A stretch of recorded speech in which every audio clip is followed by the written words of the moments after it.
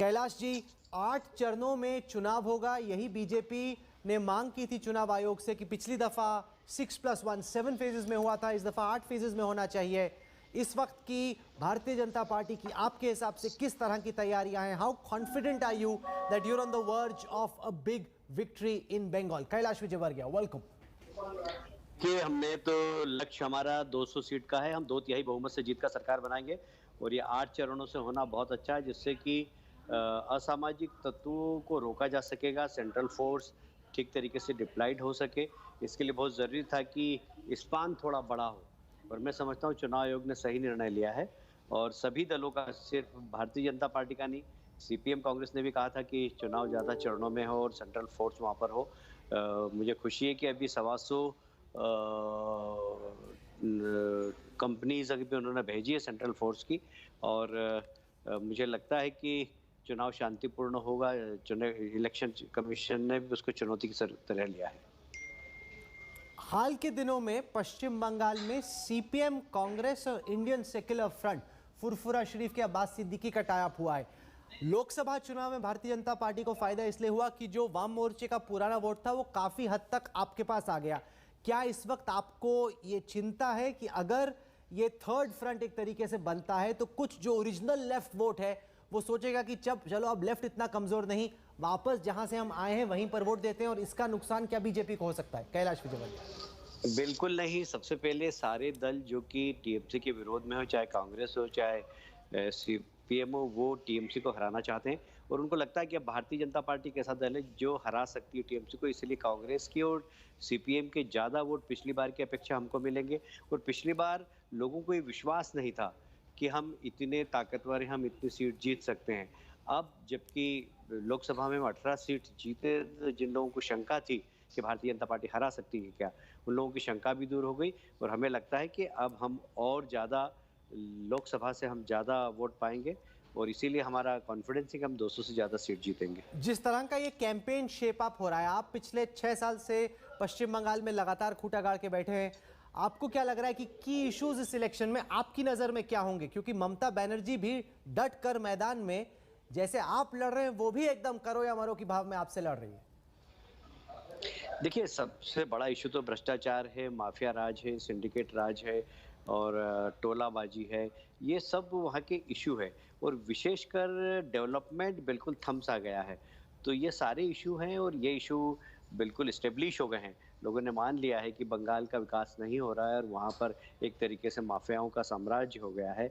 आम जनता अपने आप को ठगी हुई महसूस कर रही है। केंद्र सरकार की योजनाएँ भी वास्तव में जिन लोगों के पास पहुँचना चाहिए वो नहीं पहुँच रही है, ये लोगों को एहसास हो गया है और इसलिए हमें बिल्कुल भी शक नहीं है कि हम 2/3 बहुमत से कम सीट पर वहाँ पर चुनाव जीतेंगे। हमें ये बताएं कि पिछले 2019 के इलेक्शंस में पश्चिम बंगाल में नॉर्थ और मिडिल बंगाल में बीजेपी का परफॉर्मेंस काफी स्ट्रांग था। दक्षिण बंगाल में जो कि तृणमूल का गढ़ है, वहां पे आप अपना भगवा ध्वज नहीं फहरा पाए। 2019 से 2021 के बीच में कितने कॉन्फिडेंट है कि जहां पर पिछली बार चूक रह गई थी, इस दफा आप वहां पे अपने आप को कंसोलिडेट कर पाए? देखिए, हमने काफ़ी फ़ोकस किया लोकसभा चुनाव के बाद में इसी क्षेत्र को और आपने देखा होगा कि वहाँ के ताकतवर लीडर हमारे साथ टीएमसी के जॉइन किए हुए हैं, शुभेंदु और राजीव बनर्जी और काफ़ी लोग हैं बड़े-बड़े जो टीएमसी के, वो हमारे साथ जुड़े हैं। सीपीएम से भी लोग जुड़े हैं, कांग्रेस से भी लोग जुड़े हैं। तो फिर से एक बड़ी ताकत हमारे पास उस सब एरिया के अंदर हो गई, जहाँ पर पिछली बार हमको सफलता कम मिली थी और इसलिए हमें अब इंटायर बंगाल में हमें सफलता मिलेगी। हमें कहीं पर भी ऐसा नहीं लगता कि हम बंगाल में कहीं पर कमज़ोर हैं। आपका चीफ मिनिस्टरियल कैंडिडेट कौन होने वाला है, ये सवाल बार बार पूछा जा रहा है। आप इस सवाल को कैसे देख रहे हैं?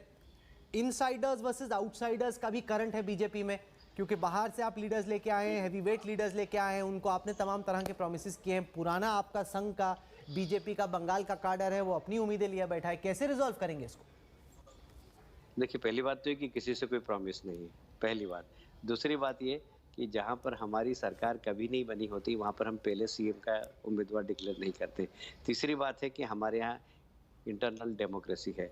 जब 2/3 बहुमत से विधायक जीत कर आएँगे, हमारी विधायक दल की बैठक होगी, वे अपना नेता चुनेंगे और उसके बाद इलेक्शन जो हमारी कमेटी है, जो चुनाव बोर्ड है, वो उसको सहमति प्रदान करेगा और हमारा मुख्यमंत्री बन जाएगा और इसलिए ये हमारे लिए कोई बहुत बड़ी चुनौती नहीं है। और हमारे लिए चुनौती बस यही है कि हम 2/3 बहुमत से जीते। जो ममता बनर्जी ने काउंटर कैंपेन आप लोगों के खिलाफ छेड़ा है, उसको आप कैसे असेस करें जब आप रणनीति बना रहे हैं बीजेपी की? जिस तरीके से, जिस प्रकार से ममता बनर्जी इसको बाहरी वर्सेस बंगाली इशू बनाने की कोशिश कर रही है, वहां के कल्चरल और सोशल आइकॉन्स को इशू बनाने की कोशिश कर रही है, आप उनकी काउंटर स्ट्रेटजी को किस तरह से देखें? देखिए, ये लोकसभा में भी उन्होंने कहा था और मुझे लगता है कि आपने मुझे याद आ रहा है कि एक इंटरव्यू लिया था ममता जी का और उनसे पूछा था कि भारतीय जनता पार्टी की कितनी सीट आएगी, तो उन्होंने कहा था लड्डू, रसगुल्ला आएगा उनको गोल-गोल। तो ये पहले भी कहा था उन्होंने, पहले भी उन्होंने कहा था कि बाहर की पार्टी है, पर जनता उनको बाहर की थोड़ी मानती है। जनता तो मानती है कि डॉक्टर श्यामा प्रसाद मुखर्जी की पार्टी है। डॉक्टर श्यामा प्रसाद मुखर्जी हमारे जनसंघ के पहले अध्यक्ष थे। इसलिए ममता जी की इस बात को कोई भी सीरियसली नहीं लेता। मीडिया के लिए एक ज़रूर न्यूज़ रहती है, बाकी आम जनता का इस न्यूज़ पर कोई असर नहीं है। आखिर में कैलाश विजयवर्गीय जी, तमाम चुनाव आपने लड़े हैं, मध्य प्रदेश में भी लड़े हैं, बाकी स्टेट्स में भी आपने पार्टी को लड़ाया है। बंगाल प्रोजेक्ट बीजेपी और संघ के लिए कितना अहम है? एक, आप त्रिपुरा में जीते, कई ऐसे स्टेट्स में जीते जहां पे पहले आपकी कभी जीत नहीं हुई थी। बार बार ये बीजेपी क्यों कहती है कि बंगाल प्रोजेक्ट ही न केवल बीजेपी के लिए बल्कि पूरे सैफरन फोल्ड के लिए सबसे अहम ये लड़ाई? नहीं, बंगाल तो आपके और हमारे लिए भी बड़ा महत्वपूर्ण है, क्योंकि जिस प्रकार घुसपैठियों के माध्यम से वहाँ पर बाहरी ताकतें आ रही है और देश विरोधी गतिविधियां प्रारंभ हो रही, वो सबके लिए चिंता के विषय, जितना हमारे लिए उतना आपके लिए भी होना चाहिए, आप जितना देश के बारे में सोचते हैं। इसलिए वहाँ पर मैंने अनुभव किया कि चाहे सीपीएम की सरकार रही हो, चाहे टीएमसी की सरकार रही हो, उन्होंने कभी देश के बारे में नहीं सोचा, उन्होंने कुर्सी के बारे में सोचा और घुसपैठियों को इस प्रकार से प्रवेश दिया जैसे बंगाल धर्मशाला हो। और निश्चित रूप से जब घुसपैठी आते हैं तो अपने साथ बहुत सारी बुराइयां लेकर आते हैं, आर्म्स लेकर आते हैं, वहाँ पर फेक करेंसी आती है, वहाँ पर बहुत सारी स्मगलिंग का सामान आता है, जो कहीं कहीं देश विरोधी गतिविधियां भी वहाँ से प्रारंभ होती है। तो बंगाल सबके लिए उतना ही ज़रूरी है जितना भारतीय जनता पार्टी के लिए है। मैं मानता हूँ कि आप भी अगर भारत के बारे में सोचते हैं, देश के बारे में सोचते हैं, आप राष्ट्रवादी हैं, तो आपके लिए भी उतना ही ज़रूरी है बंगाल का जीतना भारतीय जनता पार्टी के लिए। हमने एक रिपोर्ट दिखाई हाल में, बंगाल बॉम्ब बाजार, किस तरीके से वहाँ पे जो बॉम्ब फैक्ट्रीज हैं वो कह रही हैं कि बिजनेस बहुत बढ़ गया है। चुनावों में उनको लग रहा है कि कई सारी पार्टियां आके उनसे चुनाव के लिए बॉम्ब खरीद रही हैं। क्या आपको आशंका है ये काफ़ी ब्लडी इलेक्शन हो सकता है, काफ़ी हिंसा हो सकती है इस चुनाव में?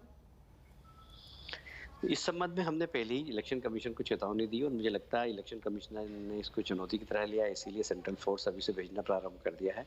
और हमें लगता है कि शायद सेंट्रल फोर्स आने के बाद जो असामाजिक गतिविधियां वहाँ पर होती है, असामाजिक तत्वों को पहले यदि वो गिरफ्तार कर लेंगे तो इस प्रकार की गतिविधियां नहीं हो पाएगी, जिसकी कि हमें शंका है। और हम आग्रह यही करेंगे इलेक्शन कमीशन से कि जितने भी असामाजिक तत्व हैं उनको तत्काल लॉकअप किया जाए यदि शांतिपूर्ण चुनाव कराना है तो।